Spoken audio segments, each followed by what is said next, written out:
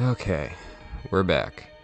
I had thought I had abandoned this show to talk about other stuff, but Loki has just ended, and I couldn't help but return to it. I definitely would rather talk about this than the new Invincible episode, because that shit was pretty boring, so here we are, one last ride. The final chapter of the final MCU project that I am interested in seeing. Unless this show gets to season 3, I'd be interested in that too. So strap in, Marvel fans, because you're not getting a Marvels review out of me. This is all you get. And yes, I will be spoiling. Let's begin.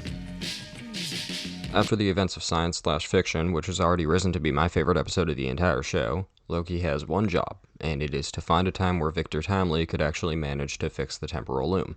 Obviously this takes a while, as the first time he did it, he died instantly, and the path to the loom is really long, meaning over and over each version of him gets a little bit further before dying.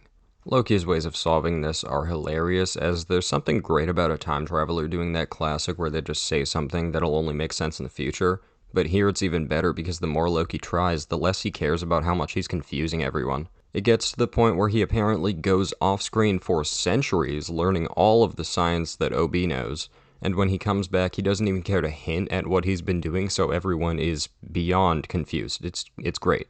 Luckily, the attempt after he learns, everything, ends up being a success. Timely makes it to the temporal loom, he does the job where he has to press that button, and shockingly he makes it back. I was fully expecting him to turn around and die, then Loki would have to question if it's worth trying again to save his life, but no, he's fine. Unfortunately, minutes after he gets back, the loom just melts down anyways. As Victor Timely says, it is impossible to support infinite timelines, and a depressed Loki is given the idea to go further back than he previously has, to the Season 1 finale, to stop Sylvie from killing He Who Remains. At this point, I finally want to shout out Tom Hiddleston.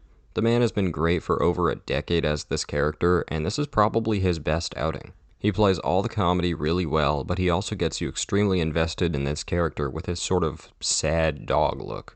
Like, this guy just looks so tired of trying, I feel bad. And now he's about to be paired with, regrettably, one of the other best actors in the show, Jonathan Majors.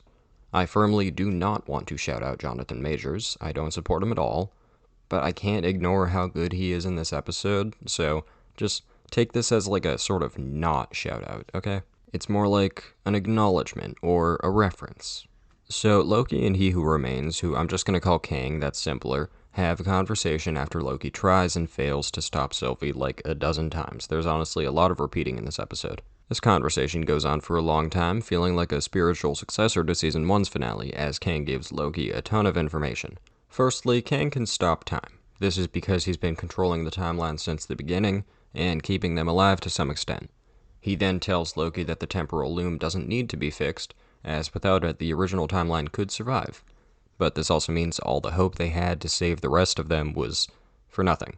Or alternatively, Loki could decide to just break the entire timeline by overloading the loom, praying for the small chance that they might win the multiversal war that would happen right afterwards. So clearly, out of those two options, the original timeline surviving sounds much better. Loki finally realizes that what Kang has been leading him to the whole time is that he doesn't just need to stop Sylvie, he needs to kill her. No matter what, Sylvie will try to kill Kang, and Loki will not win the fight. But if he actually is trying to kill her in this fight, he probably will. This is such a great impasse to put Loki at, even though it does diminish Sylvie's character somewhat, with her standing around frozen for most of the episode. It's alright. The two get a conversation soon, but before that, we get a talk with Mr. Owen Wilson. Loki decides to head to the very first episode of the show where he and Mobius first meet. I'm a little bit confused about why he had to choose this moment, but I guess maybe he wanted an entirely blank slate who didn't know a gosh darn thing about his situation to be the one to answer his question. Should he kill Sylvie? He doesn't say it that way, he words it more vaguely, but Mobius has a convenient story that happens to answer this question just right. He tells Loki about a time when he hesitated to prune an 8-year-old boy, which caused the timeline to spin out of whack for a bit before Renslayer stepped in to solve it. This is also worded very vaguely by Mobius, but without missing a beat, Loki figures out who the two people are, him and Renslayer. This conversation may have happened before in the show, but I don't remember that, so I just appreciate the two of them growing closer super fast over just this talk. Unfortunately for Loki, the answer he gets makes the decision very obvious. Once again, he's been told he needs to kill Sylvie. So he finally makes up his mind and goes looking to talk to her. Okay, I know we've been talking about talking for like 3 minutes now, but we've got one more discussion to get through. Loki finds Sylvie at probably the most interesting moment there is, right after everyone else faded away at the end of the last episode. As she's about to go too, he stops it. Loki explains to her that he has to kill her to save the timeline, and obviously she's against it. She tells him that she'd rather have him destroy everything and fight the war, because then everyone will get a chance to die a hero.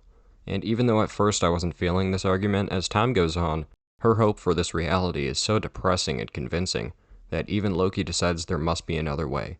After all that confirmation that there's nothing he can do, he tries again, basically cementing this version of him as a hero, not an anti-hero.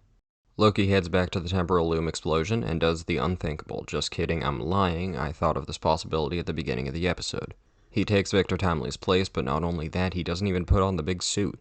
Using his powers, he forces his way through the loom's radiation, which somehow turns him back to the way he looked in, I think, Thor, with the big horns and everything. It's sick.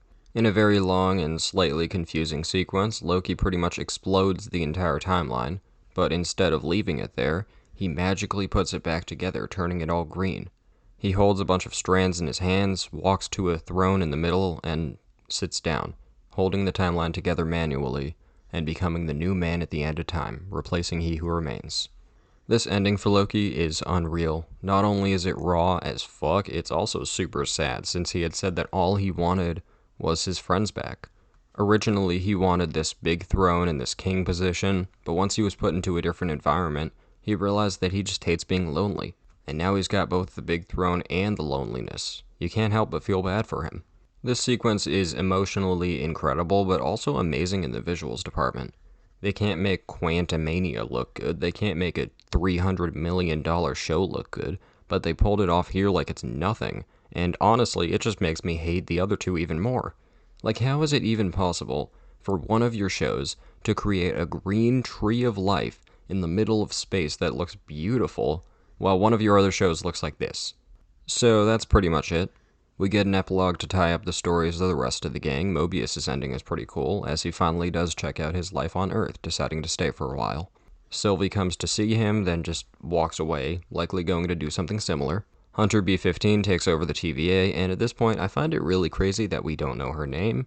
And finally, there's Ke Huy Quan's Ouroboros, who has just been the best addition to the main cast. He writes in Victor Timely as a co-author of the TVA handbook, which Victor himself now will never get in the new timeline. Kang as a villain really could just end here, but I guess he won't. All of our characters tied up with no loose ends. Oh, and also Renslayer goes to the Void or whatever, where she maybe dies. I don't know, whatever. She does that trick all the time. It's getting pretty annoying. The episode ends, and it's wonderful. My last hurrah with the MCU will get a glorious 9.5 out of 10. I really do think it's that good. But I don't want to talk about it in this last portion of the video. We're just going to talk about the Marvel Cinematic Universe. For years now, I've been a fan of the MCU. I loved Guardians, Civil War, hell, I even liked Ant-Man 1, and look where that ended up. When Infinity War came out, it was a 10 out of 10. When Endgame came out, I cried watching it. Maybe that was because I was like 11 or 12, but don't make fun of me because that boy was invested. I was so into it that I would have watched 100 Disney Plus shows. But then they dropped the ball. And not only that, I began to get really into movies. I found some of my favorites: Good Will Hunting, The Truman Show, even a fucking French silent film that you should really check out. It's incredible. Marvel was in the past. I'll still watch Iron Man 3 and scream about how underrated it is, but it's not my favorite. There's still a piece of me that feels sad whenever somebody calls the MCU nothing but popcorn movies, and hell, there's still a piece of me that'll say Infinity War is a 10 out of 10 because that's just the cold, hard truth. But when Ant-Man 3 came out, and I had already purposefully missed 2 shows, I realized the party ended an hour ago and I'm still here. It's time to pack it up. It was fun while it lasted, but it's done lasting. The MCU may hold a special place in my childhood, but I also wouldn't be very sad if the Russo brothers got hit by a truck, and I think that's very telling. At least the last thing I was interested in lived up to the hype. Thanks for watching, and if you're still here, recommend me something to watch in the comments. Marvel's out of the picture, so I got some free time. Also, like and subscribe, the 2 classics, and get out of here. The video's over. Bye now.